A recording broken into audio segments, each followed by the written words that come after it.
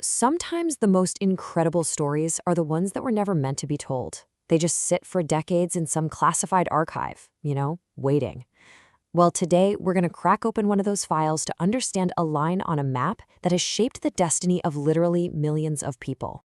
What you're looking at is a real intelligence report put together by the CIA back in June of 1966. And what's so fascinating about it is that it gives us this perfect snapshot of the India-Pakistan border, almost 20 years after the chaos of the 1947 partition. It's like a moment frozen in time, and it reveals a border that was, well, anything but settled. And that brings us to the big question, the central mystery of this whole document. The partition happened in 1947.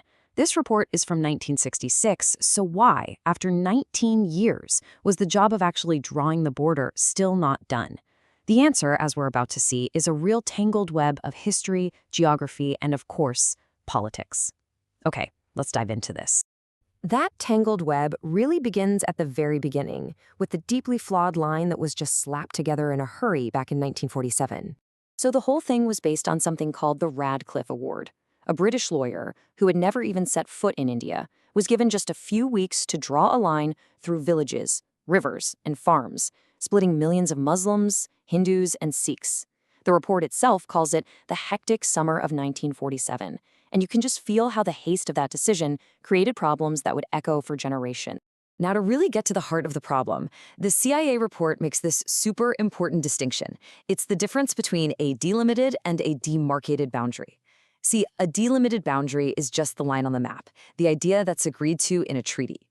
But a demarcated boundary, that's when you physically go out and mark it on the actual ground with pillars or posts.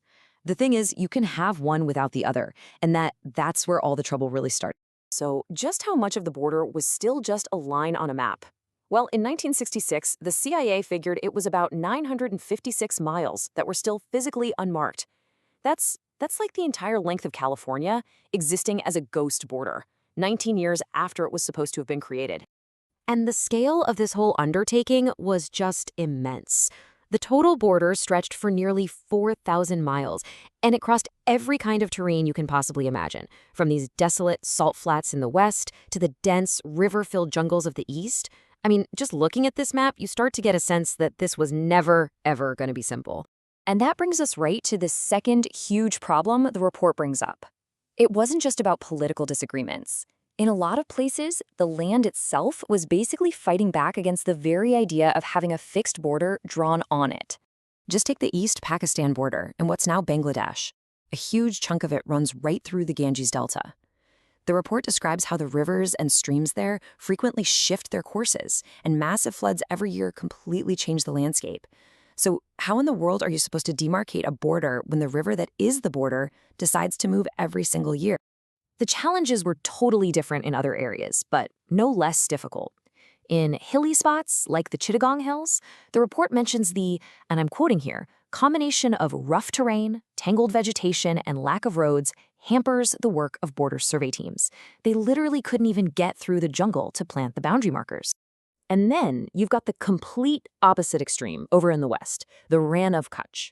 The CIA paints this picture of 8,000 square miles of desolate salt wastes, brackish ponds, and marsh. It's this vast, empty, and fiercely contested piece of land that was practically impossible to live in, let alone survey and mark with permanent pillars.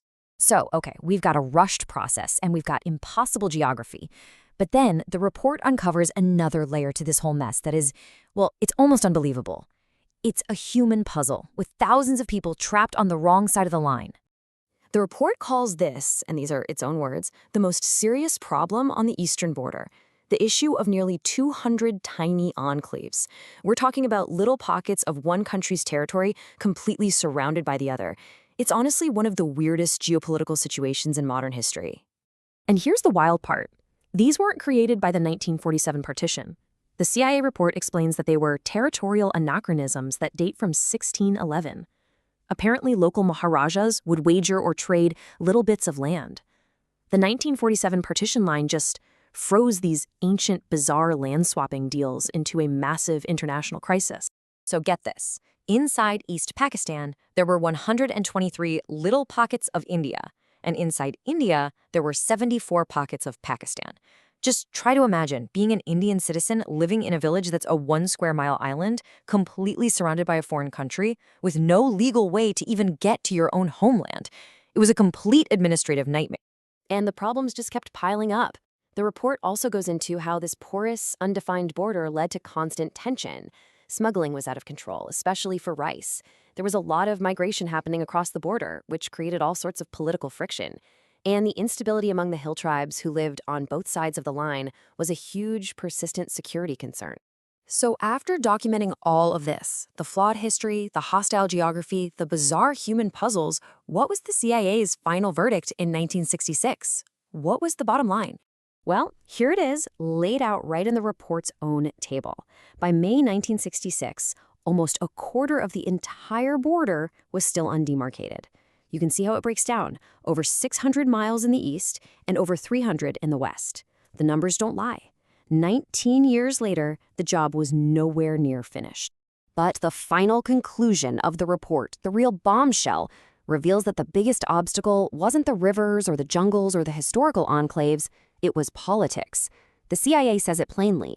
Pakistan's insistence on linking any border talks to the much larger fight over Kashmir beclouds the prospect for progress. In the end, the biggest barrier wasn't on the ground at all, it was at the negotiating table. You know, this declassified file from 1966 is so much more than just a historical curiosity. It's a really powerful reminder of just how complex and fragile borders can be, and it kind of forces us to ask a bigger question.